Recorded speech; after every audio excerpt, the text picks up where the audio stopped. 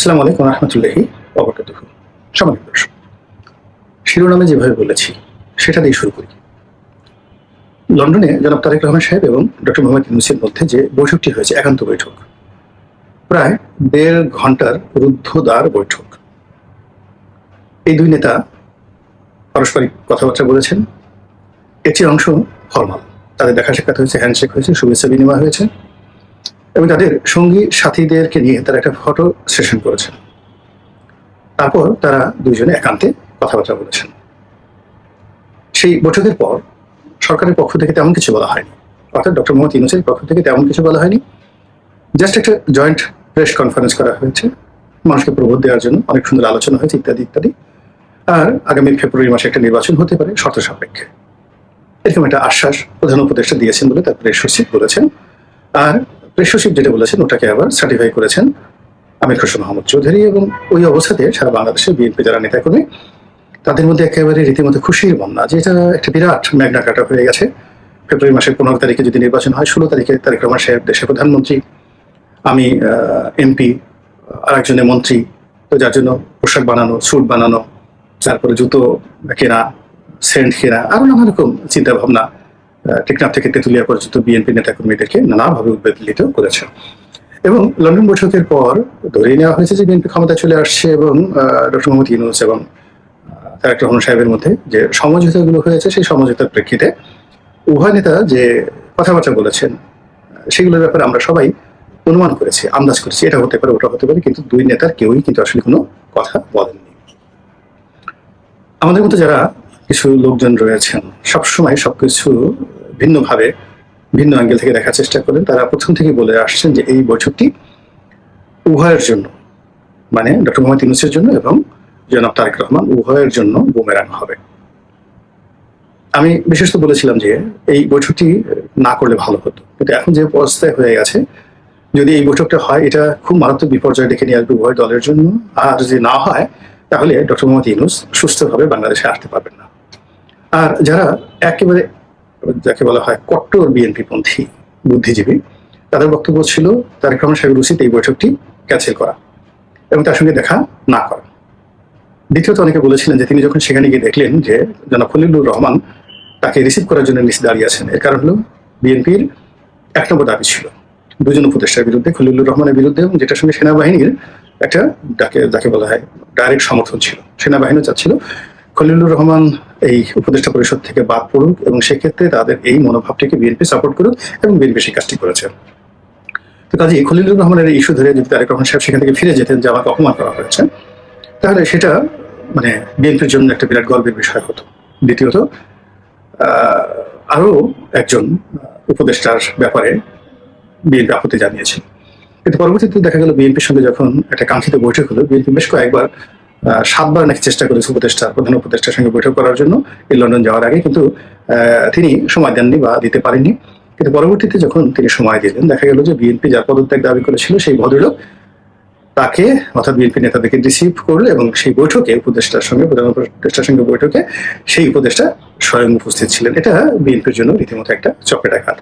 BNP যদি আত্মমর্যাদা বোধ সম্পন্ন হতো এবং তাহলে সেই দিনই সেখান থেকে বের হয়ে যদি আসতো, তাহলে আজকের বিপত্তিতে পড়তো না বলে বিএনপি যারা কট্টরপন্থী সমর্থন করেছেন তারা কিন্তু প্রথম থেকে বলে আসছেন যে এই ভদ্রলোককে আপনারা চিনেন না, মানে ডক্টর মোহাম্মদ ইউনূসকে আপনারা চিনেন না, ওনার সঙ্গে সোজা আঙ্গুলে ঘি উঠবে না, উনি সারা দুনিয়া চড়ানো মানুষ, অনেক যাকে বলা হয় আন্তর্জাতিক অঙ্গনে তিনি একজন খেলোয়াড়। ফলে তার সঙ্গে যদি আপনারা খেলতে যান, পদে পদে আপনারা ছক্কা পক্কার মধ্যে পড়ে যাবেন। একবার উপরে উঠবেন, একবার নিচে নামবেন, একবার ওই যে লুডো খেলতে গিয়ে যে সাপের মাথার কাছে চলে যাবেন, আবার লেজের নিচে চলে আসবেন। আপনি ছক্কা পেলেন, মেরেছেন ছক্কা, কিন্তু ছক্কা মেরে মেরে আপনি গিয়ে উঠলেন সাপের মুখে, ফলে একেবারে টান দিয়ে আপনাকে লেজের মধ্যে নিয়ে আসবে।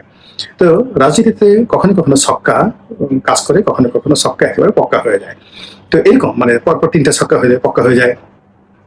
আবার কখনো দেখা যাচ্ছে যে ছক্কা হলে গিয়ে আপনি সাপের মুখে পড়লেন, এরকম রাজনীতিতে ঘটনা ঘটে। তো সেই ক্ষেত্রে বিএনপির দুটো বৈঠক, একটা হলো যে প্রধান উপদেষ্টা যখন তাদেরকে সময় দিচ্ছিলেন না, তখনই তাদেরকে বোঝা উচিত ছিল যে এখানে সোজা আঙ্গুলে ঘি উঠবে না, এখানে তাদেরকে আন্দোলন, লড়াই সংগ্রামের মাধ্যমে এই ভদ্রলোককে ফিল্ডে আনতে হবে এবং বৈঠকটা প্রধানমন্ত্রী কার্যালয় হবে না, অর্থাৎ প্রধান উপদেষ্টার কার্যালয় হবে না, এটা হবে বিএনপির অফিসে বন্ধ কোনো একটা জায়গাতে। এর কারণ হলো এটা একটা ইন্টারিম সরকার, তত্ত্বাবধায়ক নয়।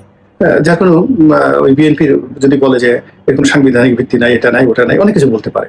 তো সেক্ষেত্রে ডক্টর মোহাম্মদ ইউনূস যদি উনি এখন ক্যান্টনমেন্টে যেতে পারেন, উনি যদি আরো অনেক জায়গাতে যেতে পারেন, তো সেক্ষেত্রে বেগম জিয়ার বাসায়, বিএনপির অফিসে, জামাতের অফিসে যেতে তার অসুবিধা কোথায়? এই পরিস্থিতি সেগুলো বিএনপি তৈরি করতে পারতো। তা না করে তারা শুধু ক্রমাগত অপমান হচ্ছে, মিটিং এর জন্য তারা দাবি করছে, দেখা করার জন্য সাক্ষাৎ প্রার্থী হচ্ছে, আর বারবার প্রত্যাখ্যাত হচ্ছে। কিন্তু এত কিছু হওয়ার পরেও তাদের লজ্জা শরম হলো না, তারা গিয়ে একেবারে সেই আসিফ মাহমুদ সজীব ভুঁইয়ার নেতৃত্বে গিয়ে সেখানে গিয়ে তারা বৈঠক করলো। এই গেল এখানকার ঘটনা। সেম ঘটনা আরো বিপর্যয় তৈরি করলো লন্ডনে ডক্টর মোহাম্মদ ইউনূস কেন গিয়েছিলেন, কি জন্য গিয়েছেন, একমাত্র আল্লাহ জানেন, না তিনি জানেন। যেটা আমরা দেখেছি যে ব্রিটেনের রাজা তাকে একটা পুরস্কার দিবেন, সেই পুরস্কার আনার জন্য তিনি গিয়েছেন। এটার সঙ্গে রাষ্ট্রের কোনো সম্পর্ক নেই, এটা তার একান্ত ব্যক্তিগত পুরস্কার। এবং এই কাজ করার জন্য রাষ্ট্রের কোষাগার থেকে হোটেল বাড়াই গেছে 3 কোটি টাকা। আর অন্যান্য যাতায়াত যদি খরচ ধরেন, তাহলে কত কোটি টাকা গেছে একমাত্র আল্লাহই জানেন। তো এই টাকা নিয়ে গিয়ে তিনি সেখানে আরো অনেক কিছু করার চেষ্টা করেছেন। তার মধ্যে অন্যতম ছিল ব্রিটেনের প্রধানমন্ত্রীর সঙ্গে বৈঠক করা, সেটা তিনি পারেননি। ওখানে আওয়ামী লীগের লোকজন একেবারে তার জীবনটাকে রীতিমতো বিপর্যস্ত করে দিয়েছে, মিছিল করে, মিটিং করে, টিটকারি করে, বদমাইশি করে, তারপরে শেষে ডিম ছুঁড়ে, তারপর শেষে আরো অনেক কিছু অভিনব যাকে বলে প্রতিবাদ, মানে ট্রাকের উপর ডক্টর মোহাম্মদ ইউনূসের সেই টেলিভিশনে তার যাকে বলা হয় কার্টুন এঁকে তারপর সে হোটেলের সামনে দিয়ে বারবার চক্কর দেওয়া, আবার সেগুলো দেখে পুলিশ ভি চিহ্ন দেখানো, মানে ব্রিটেনের পুলিশ ভি চিহ্ন দেখানো, এই নানা রকম ঘটনায় তিনি একেবারে বিপর্যস্ত হয়ে পড়েছিলেন। তো সেক্ষেত্রে তারেক রহমান সাহেবের সঙ্গে তার যে বৈঠক, এটাকে ধরে নেওয়া হয় তার জন্য চন্দ্র বিজয়ের মতো ঘটনা। তো এই যে পলিটিক্সটি ডক্টর মোহাম্মদ ইউনূস করেছেন শেষ সময়টিতে, এবং সেই পলিটিক্সে তিনি একেবারে 100% পেয়েছেন। অর্থাৎ তিনি তারেক রহমান সাহেবের সঙ্গে আনএক্সপেক্টেডলি একটা বৈঠকের আয়োজন করেছেন, তারেক রহমান সাহেবকে তার হোটেলে আনতে পেরেছেন। আর তারেক রহমান সাহেব যার পদত্যাগ দাবি করেছিলেন তাকে দেওয়াই তিনি তাকে অভ্যর্থনা জানিয়েছেন। সর্বশেষ তারেক রহমান সাহেব একটা বর্ডার লাইন দিয়ে দিয়েছিলেন যে 2025 সনের ডিসেম্বরের মধ্যেই নির্বাচন হতে হবে। এবং তারেক রহমান সাহেব এই যে এতগুলো কথা বলেছিলেন, এই কথার পেছনে বন্ধু রাষ্ট্রের গ্রিন সিগন্যাল ছিল, চীনের গ্রিন সিগন্যাল ছিল, এরপর সেনাবাহিনীর গ্রিন সিগন্যাল ছিল, তার দলের নেতাকর্মীদের গ্রিন সিগন্যাল ছিল। এই সব সিগন্যালগুলো ব্রেক করে তিনি এটাকে নিয়ে গেলেন ফেব্রুয়ারিতে বা এপ্রিলে। অর্থাৎ যেটা ইউনূস সাহেব চেয়েছেন সেটাই সেই লন্ডন বৈঠকে আলোচনা হলো। তাহলে ধরুন আপনি জিদ ধরেছেন গোল্লাছুট খেলার মধ্যে, যে গোল্লার মধ্যে আছেন, এখন গোল্লার বাইরে আপনাকে নিয়ে যাওয়া হয়েছে। তো তারেক রহমান সাহেবকে সেই গোল্লার বাইরে ডক্টর মোহাম্মদ ইউনূস অত্যন্ত সুকৌশলে তিনি নিয়ে যেতে পেরেছেন। ফলে কি হলো, ওই বৈঠকের পরে সবাই আত্মতুষ্টি অনুভব করলো, আমি করিনি। আমি ওই বৈঠক হওয়ার আগে বলেছিলাম যেটা বুমেরাং হবে, আর বৈঠক হওয়ার পরে বলেছি এটা শুধু বুমেরাং হবে না, আমি যতটা মনে করেছিলাম তার চাইতে বেশি বুমেরাং হবে। জুলাই মাসে এসে সেই অবস্থাটা তৈরি হয়েছে। এখন স্বয়ং তারেক রহমান সাহেব তিনি এই বৈঠকের উপর আস্থা হারিয়ে ফেলেছেন। এর আগে এই বৈঠকে কি আলোচনা হয়েছিল তার একটা ইন্ডিকেশন ঢাকার যে জনতার মেয়র হিসেবে খ্যাত এরশাকের একটি বক্তব্যে ফুটে উঠেছে। তিনি বলেছিলেন যে নগর ভবন থেকে যদি তার যে অবরোধ এটা তুলে নিতে হয়, তাহলে লন্ডনে তার নেতার সঙ্গে কি কথা হয়েছে সেটা বাস্তবায়ন করতে হবে, অথবা নেতার হুকুম লাগবে, নেতার কাছ থেকে হুকুম আনতে হবে। তাহলে দেখুন সেখানে যে আলোচনা হয়েছে সেটাও যেমন বাস্তবায়ন হয়নি, আর এরশাক সাহেবকে ওখান থেকে উঠিয়ে নেওয়ার জন্য তারেক রহমান সাহেবের কোনো হুকুমের প্রয়োজন হয়নি। এরশাক সেখান থেকে যেতে বাধ্য হয়েছেন, পরিস্থিতি এমনই তৈরি করা হয়েছে। কাজেই এটা হলো একটা একেবারে প্রাথমিক পরাজয়। এবং আমি যেটি আগে ধারণা করেছিলাম যে সরকার একটা ব্রিদিং টাইম চাচ্ছে, এবং জুলাই মাসটাকে তারা, জুলাই এবং আগস্ট এই 5 তারিখের সময়টাকে তারা চাচ্ছে। এই সময়টাতে যে গোপালগঞ্জে যাওয়া, এবং গোপালগঞ্জে যাওয়ার আগে এনসিপির সঙ্গে সরাসরি তারেক রহমানের কন্ট্রাডিকশন, এনসিপির সঙ্গে সরাসরি বিএনপির কন্ট্রাডিকশন, তারপর চরমোনাইয়ের সঙ্গে বিএনপির সরাসরি কন্ট্রাডিকশন, এবং তারেক রহমানকে টার্গেট করে এনসিপির ছাত্ররা, সমর্থকরা, তারপর চরমোনাইয়ের পীর সাহেব এবং জামাতের যত রকম নেতাকর্মী আছেন তারা ইন্টারনেটে মানে বেগম জিয়া, শহীদ প্রেসিডেন্ট জিয়াউর রহমান এবং তারেক রহমান সাহেবকে নিয়ে একেবারে বক্তব্য নেতিবাচক গালাগালি করে তাদেরকে বলতে গেলে বঙ্গোপসাগরের ওপারে আন্দামানে পাঠিয়ে দিয়েছেন। বোঝার চেষ্টা করেন, আন্দামানে চলে গেছে। তখন বিএনপি বাধ্য হয়ে পল্টনে একটা সমাবেশ ডাকার চেষ্টা করলো, এবং সেই সমাবেশে তারা কি করলো, সেই আন্দামান থেকে ফিরে এসে মানে যে ভাষায় তাদেরকে গালাগালি করা হয়েছিল ঠিক একই ভাষায় তারাও গালাগাল করলো। ফলে কি হলো দেখুন, মানে ডক্টর মোহাম্মদ ইউনূস, খলিলুর রহমান, আসিফ মাহমুদ সজীব ভুঁইয়া, তাদের যে লেভেল রয়েছে, সারি রয়েছে, সেখান থেকে বিএনপিকে নামিয়ে আনা হয়েছে শায়েকে চরমোনাই এবং এনসিপির নাহিদ, সার্জিস, মাহফুজ ওনাদের চাইতে আরো পর্যায়ে নিচের পর্যায়ে নিয়ে আনা হয়ে গেছে। আচ্ছা গেল। এখন এইভাবে পল্টন সমাবেশের পরে কি হলো, গালাগালিতে যারা হচ্ছে তাদেরকে ট্রল হচ্ছে যে শাহেকে চরমোনাইকে এইভাবে অশিক্ষিত, এইভাবে নেশাখোর বলাকে ঠিক হয়েছে, এগুলো নিয়ে যখন বিভেদ খুব তুঙ্গে, তখনই গোপালগঞ্জের ঘটনাটা ঘটিয়ে দেওয়া হলো। এবং গোপালগঞ্জের ঘটনা ঘটিয়ে দেওয়ার পর যে কাজটি করা হলো সেটি হলো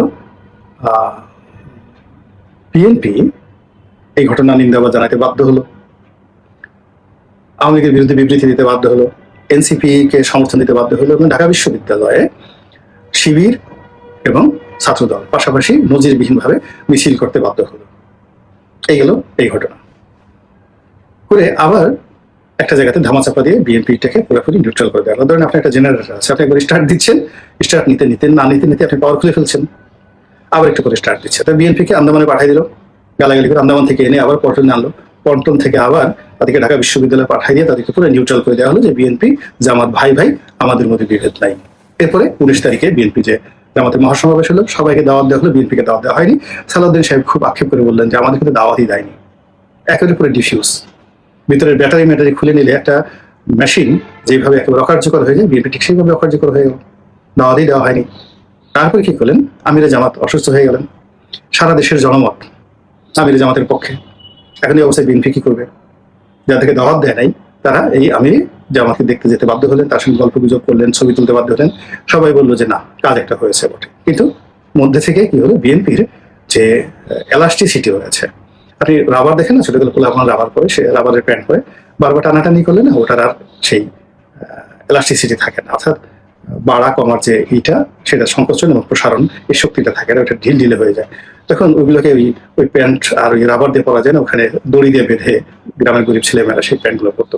তো বিএনপির যেরকম একটা প্রসারণ সংকোচনের একটা স্বাভাবিকতা আছে, এলাস্টিসিটি আছে, তো এই কয়েকটা ধাক্কায় সেই এরশাদের মেয়রের যে দাবি, মেয়র পদে বসানোর দাবি, আদালতের রায় কার্যকর করার যে দাবি, তার থেকে একেবারে আজকে 20 তারিখ পর্যন্ত বিএনপি অন্তত 100 বার টানা হয়েছে, 100 বার ছাড়া হয়েছে, 100 বার আন্দামান পাঠানো হয়েছে, একবার আবার আনা হয়েছে, 100 বার আশা দেখা আনা হয়েছে, আবার 100 বার নিরাশার মধ্যে ফেলে দিয়ে পুরো তার যে স্ট্যামিনা, শক্তিমত্তা, এটা মানে শূন্যতে নিয়ে আসা হয়েছে। ফলে সকলের মধ্যে নিরাশার সেই হাহাকার, সবার দেখবেন বড় বড় নেতাদের চেহারা নষ্ট হয়ে গেছে, তাদের কথা এলোমেলো হয়ে গেছে, কথার কোনো নান্দনিকতা নাই, ধারাবাহিকতা নাই, হুঙ্কার নেই, বড় বড় দীর্ঘশ্বাস, এবং এখন তারা বিভিন্ন রকম চক্রান্ত হচ্ছে, দলের বিরুদ্ধে, দেশের বিরুদ্ধে, নির্বাচন পেছানোর চক্রান্ত হচ্ছে, এগুলো রুখে দিতে হবে।